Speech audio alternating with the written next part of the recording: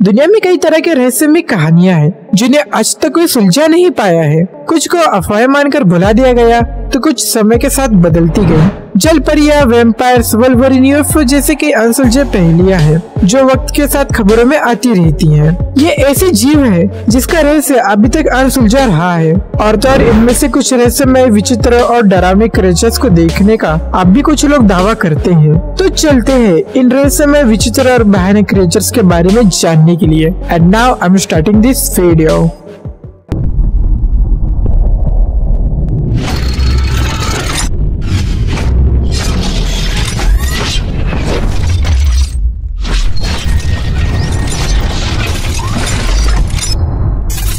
Dragon का जिक्र बहुत से देशों की लोक कथाओं में मिलता है, मोस्टली इन चाइना। लोक कथाओं के अनुसार ड्रैगन बहुत बड़ा सांप और छिपकली जैसा दिखने वाला जीव है जिसके पंख, सींग और 4 पैर होते हैं और वो मुंह से आग छोड़ता है। कुछ देशों की लोक कथाओं में इसे बिना पंख के बताया गया है, जबकि किसी में इसे दानों के रूप में दर्शाया गया है और कहीं इन्हें पूजा भी जाता है। बहुत से लोक कथाओं में माना गया है कि ड्रैगन काल्पनिक जीव नहीं बल्कि प्राचीन काल के बड़े सांपों और डायनासोर की तरह विलुप्त हो चुके जीव हैं। लेकिन इन सब का कोई ठोस सबूत न होने के कारण ये रहस्यमय और काल्पनिक जीव बने हुए हैं।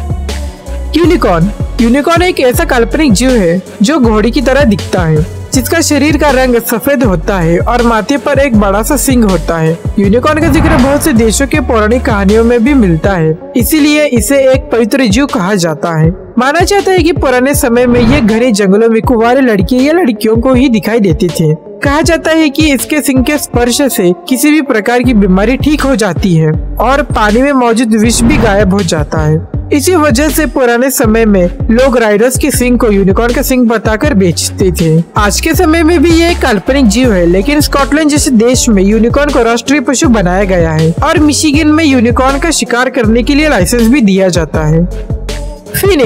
फीनिक्स चिड़िया का जिक्र अधिकतर मिस्र के लोक कथाओं में मिलता है। कहा जाता है कि फीनिक्स एक बहुत ही खूबसूरत और अमर पक्षी है। लोक कथाओं के अनुसार फीनिक्स सुनहरी रंग और सोने की चमक वाली बहुत ही सुंदर चिड़िया है और इसकी पूंछ हरी, नीली या बैंगनी होती है। एक फीनिक्स की उम्र बहुत ही लंबी होती है, जो कि 500 सालों से भी अधिक होती है। जब फीनिक्स के मरने का समय आता है तो वो कुछ खुशबूदार टहनियों का घोंसला बनाती है और इसी घोंसले और खुद को आग लगा लेती है। इसके बाद इसके राख से ही नए फीनिक्स का जन्म होता है, जिसकी उम्र भी पुराने फीनिक्स की जितनी ही होती है और मरते समय यही करती है, इसलिए इन्हें अमर चिड़िया बताया गया है।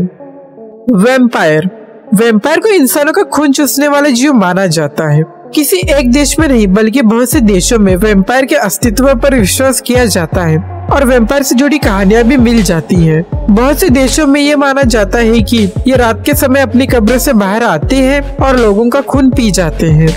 माना जाता है कि यदि कोई इंसान आत्महत्या करता है या किसी के लाश को कोई बिल्ली लांग लेती है तो वो मौत के बाद वैम्पायर बन जाते हैं। जबकि कोई कहते हैं कि यदि किसी इंसान को वैम्पायर काट ले या कोई बच्चा दांतों के साथ पैदा होता है तो वो वैम्पायर बन जाता है। हालांकि अलग अलग देशों में वैम्पायर के जन्म को लेकर भी अलग अलग धारणाएं हैं। जिस तरह अलग अलग देशों में वैम्पायर के जन्म की धारणाएं अलग अलग है, उसी प्रकार इसे मारने का तरीका भी अलग अलग बताया गया है। जैसे कि वैम्पायर को दिल में लकड़ी के हथियार से वार करने पर, आग से जला देने पर या सूरज की रोशनी से मारा जा सकता है। वैम्पायर की पुराने समय की बहुत सी ऐसी कहानियां हैं जिन्हें कहा जाता है कि वे असली थे, लेकिन अभी तक इनके होने का पक्का प्रमाण नहीं मिला है, इसलिए ये काल्पनिक जीव बनकर रह गए हैं।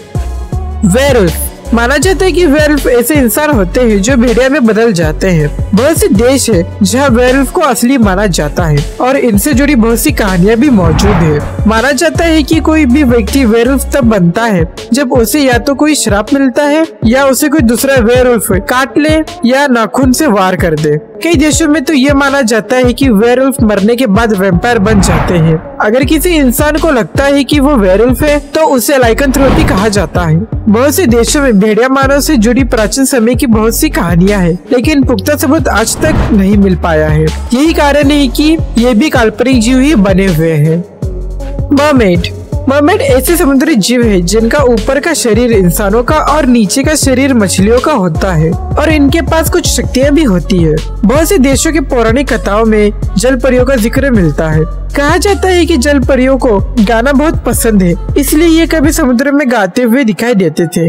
जल परियों की उम्र बहुत लंबी होती थी, लेकिन इंसानों की तरह इनमें आत्मा नहीं होती। बहुत से कथाओं में जल परियों और इंसानों के प्यार और शादी की बात भी बताई गई है। कहा जाता है कि कुछ जल परियां अच्छी होती थी तो कुछ बहुत बुरी।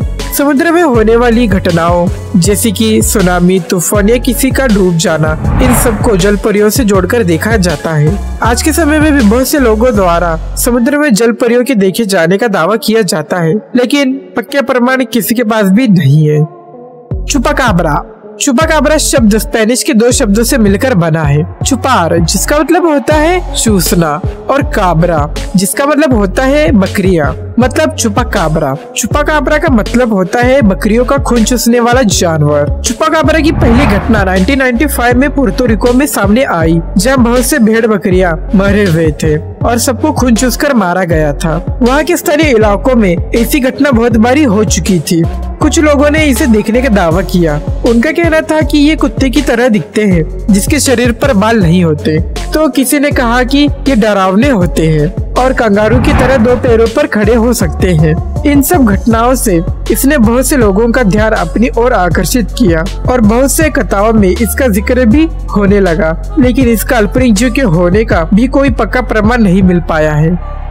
लॉचनेस मॉन्स्टर। लॉचनेस मॉन्स्टर की इकलौती तस्वीर 1934 स्कॉटलैंड के लॉचनेस क्षेत्र में खींची गई थी। इसी वजह से इसका नाम लॉचनेस मॉन्स्टर रखा गया। बहुत सी कथाओं में भी इसका जिक्र हो चुका है। कोई इसे समुद्र में छिपकर रहने वाला दानव बताते हैं, तो वैज्ञानिक इसे विलुप्त हो चुके डायनासोर की कोई प्रजाति बताते हैं। बहुत से स्थानीय लोगों ने भी समय समय पर इस जीव को देखने का दावा किया है, लेकिन इसके असली होने का अभी तक कोई पुख्ता प्रमाण नहीं मिला है, इसीलिए ये भी काल्पनिक जीव बनकर रह गए हैं। सेंटोर। ग्रीक सभ्यता के अनुसार सेंटोर एक दानव है जिसका आधा शरीर घोड़े का और आधा शरीर इंसान का है, जो लड़ने में काफी माहिर है और जंगलों में छिपकर इंसानों का शिकार करते हैं। कई बार लोगों ने सेंटोर को देखने का दावा भी किया है और वही कुछ लोग इसे सिर्फ एक कल्पना मानते हैं। डीमन। डीमन के बारे में कहा जाता है कि वो नर्क से भागकर पृथ्वी पर आया है। दुनिया में लोग डीमन को कई रूप में जानते हैं, वही अलग अलग जगह इसे अलग अलग नाम से पुकारा जाता है। जैसे कि इंडिया में लोग इसे शैतान के नाम से जानते हैं। तो गाइस आज के लिए बस इतना ही। तो इस वीडियो को लाइक एंड शेयर करके चैनल को सब्सक्राइब जरूर कर देना और इस बेल आइकन को भी प्रेस कर देना, ताकि मेरे हर एक वीडियो की नोटिफिकेशन आप तक पहुंचती रहे। तो मैं आपसे मिलता हूँ फिर एक new mysterious and amazing video में। तब तक के लिए धन्यवाद।